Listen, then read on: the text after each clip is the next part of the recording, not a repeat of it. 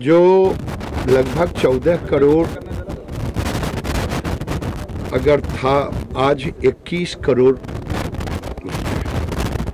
और पैसे को देखेंगे 1.91 लाख करोड़ इन्वेस्टमेंट था तो आज 5 लाख करोड़ है। तो मनरेगा को केवल हम सबको रोजगार देने की बात नहीं की है, बल्कि अब उन्हें प्रोजेक्ट उन्नति के माध्यम से पार्शियल रोजगार के बदले परमानेंट रोजगार की ओर ले जाने का काम कर रहे हैं। और जिसके तहत आज अमृत महोत्सव के अवसर पर सिंबॉलिक हमने 75 भाई और बहनों को मनरेगा के, जो आपने सुना कि 10,000 से लेके 25,000 30,000 तक की आमदनी पर अब गए हैं।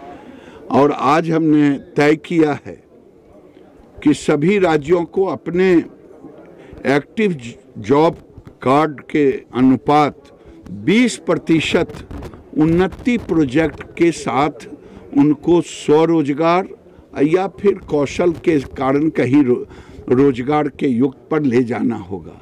जो राज्य हम लोकपाल देते हैं उसके पैसे देते हैं, मनरेगा में 95% भारत सरकार के पैसे होते हैं।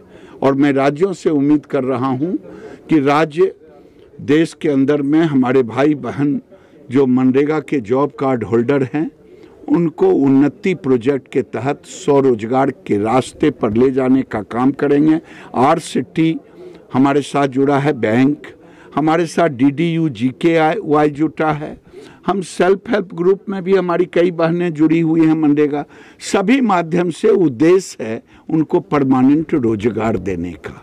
सर, आपने ये कहा कि अब हम पैसे की कमी नहीं होगी रोजगार देने में, और 1 लाख करोड़ तक का आपने नहीं, पैसे की कमी तो कभी नहीं रहा। जब हम आए थे तो मात्र 33,000 करोड़ कांग्रेस के शासनकाल में 13-14 में बजट था।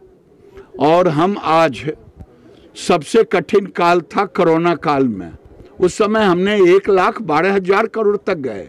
अभी लगभग 91,000 करोड़ हम राज्यों को रिलीज कर चुके हैं।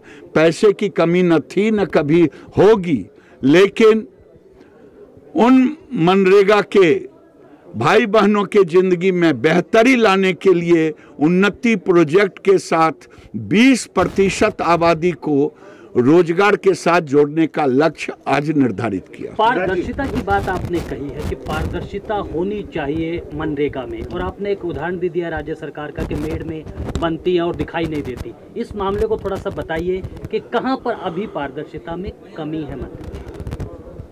जिन राज्यों में ये कमी है उन राज्यों का नाम मैं नहीं लेना चाहता, उनसे निवेदन यही है कि एसेट क्रिएट करें, पारदर्शिता लाएं।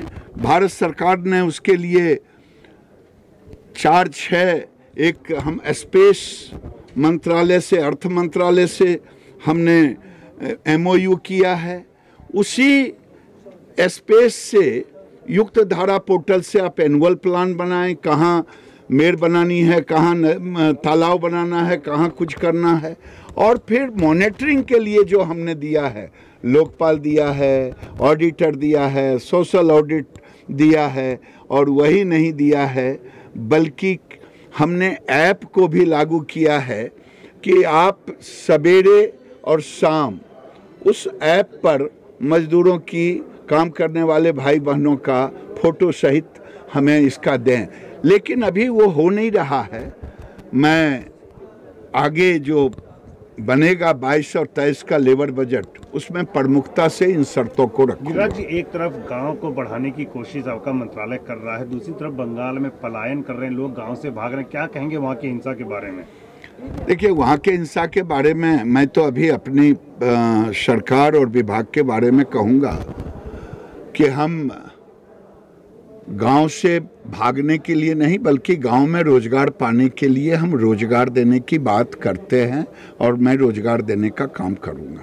गिरिराज जी, क्या आप बंगाल जाएंगे इस जो हिंसा वहाँ हुई, आगजनी हुई है, मूल्यांकन करने के लिए?